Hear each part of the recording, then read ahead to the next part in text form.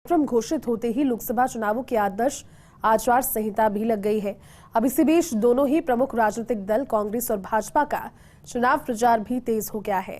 चित्तौड़गढ़ लोकसभा से कांग्रेस प्रत्याशी उदयलाल आंजना ने भी चुनाव प्रचार शुरू कर दिया। फर्स्ट इंडिया से खास बातचीत में कांग्रेस प्रत्याशी उदयलाल आंजना ने अफीम की खेती को लेकर निशाना साधते हुए कहा कि कांग्रेस के समय में अफीम काश्तकारों के हित में काम हुए, जबकि भाजपा सरकार अफीम काश्तकारों का शोषण कर रही है। चित्तौड़गढ़ लोकसभा से कांग्रेस प्रत्याशी उदयलाल आंजना से बात की सहयोगी पीके अग्रवाल ने। चुनाव विधानसभा का हो या लोकसभा का, निश्चित तौर पर प्रत्याशी की दिनचर्या जरूर बदल जाती है। डाइनिंग टेबल पर खाना खाने वाले उदयलाल आंजना देखो टेबल और कुर्सी लगा के ही खाना खा रहे हैं, लेकिन घर पर नहीं, घर से बाहर। जानने की कोशिश करेंगे, लोकसभा चुनाव है, कांग्रेस ने आपको प्रत्याशी घोषित कर दिया, दिनचर्या बदल गई, मन उतर गए समर में पूरी तरह। कैसे देखते हैं इस चुनाव को आप? वापस विधानसभा के दिन याद आ गए, उसी गति से लगना पड़ेगा। क्षेत्र थोड़ा ज़्यादा है पर समय तो उतना ही है, इसलिए पूरी ताकत से लड़ेंगे और जितना ज़्यादा से ज़्यादा पहुंच सके वहां पहुंचने का प्रयास करेंगे। लेकिन आज देश में जिस परिस्थिति में चुनाव हो रहे हैं, जो चर्चा है कि भाजपा 370 खुद अपने दम पे लेके आ रही है, एनडीए 400 पार जाएगी, तो विपक्ष के पास बचा क्या फिर? शायद इन्होंने गिन के वोट रखे अंधी के अंदर, ऐसा लग रहा है कि 370 और 400 पार, मतलब बार बार यही कहना, इसका मतलब वोट गिन के मशीनों में फिट कर रखे हैं, इसका मतलब तो ये निकलता है।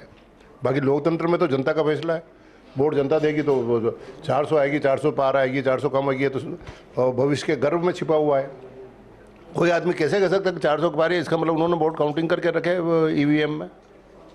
लेकिन जिस तरह से अभी हाल ही में आचार संहिता जब लग रही थी, प्रेस कॉन्फ्रेंस चल रही थी, मुख्य निर्वाचन आयुक्त ने भी इस बात पर तंज कसा है कि जब कोई नेता ऐसे हैं जिनके फेवर में रिजल्ट आ जाता है तो ईवीएम सही हो जाती है, और डिसफेवर में रिजल्ट चला जाता है तो ईवीएम पे प्रश्नवाचक चिन्ह लगता है। ये खुद निर्वाचन आयुक्त ने प्रेस कॉन्फ्रेंस के दौरान कहा है, तो इस बयान को आप कैसे देखते हैं? यार इस मामले में क्या कहें, मतलब जनता सब समझदार है, निर्णय बढ़िया ढंग से करेगी। ईवीएम पे बार बार आरोप लग रहे हैं, तो ये अगर इस प्रकार के स्टेटमेंट देंगे तो आरोप तो लगने वाजिब ही है कि 400 पार तो क्या गिन के वोट रखेंगे। मैंने अपनी बात भी कहनी शुरू की, उसी में आरोप टाइप ही था। या कैसे कह सकता हूँ कि मैं इतने वोट से जीतूँगा?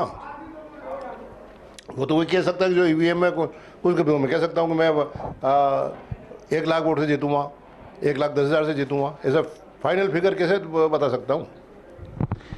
उदयलाल जी, सिर्फ इतना जानना चाहेंगे अंत में कि लोकसभा चुनाव का बिल्कुल घमासान शुरू हो गया, दूसरे चरण में वोटिंग होनी है, चित्तौड़गढ़ उसमें शामिल है कि चित्तौड़गढ़ लोकसभा का चुनाव दूसरे चरण में होगा। कांग्रेस कौन से मुद्दों को लेकर के चित्तौड़गढ़ विधानसभा में घूम रही है, और खासकर उदयलाल आंजना किस बात को लेकर के जनता के बीच जा रहे हैं? मुद्दे जो हैं वो तो हमारे राष्ट्रीय नेता आके मंच पे साझा करेंगे, उस दिन बता देंगे। और मैं तो मेरे स्थानीय आदमी हूँ और स्थानीय मुद्दों पर चुनाव लड़ रहा हूँ। किसानों की समस्या सबसे बड़ी विकट है। आज मंडी में समस्त जींस समर्थन मूल्य से ज़्यादातर नीचे बिक रही है, तो सरकार को समर्थन मूल्य से नीचे आती खरीद शुरू कर देनी चाहिए। उसमें क्या ज़रूरत है इंतजार की? किसानों के साथ ये अन्याय क्यों होता है?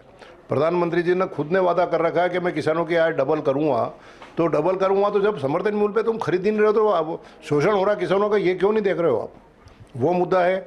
अफीम पूरे हिंदुस्तान में पैदा नहीं होकर अपने यहीं होती है। हालांकि किसान जितने चित्तौड़ जिले में किसान हैं उसके 10% अफीम के किसान हो गए, इससे ज़्यादा नहीं है।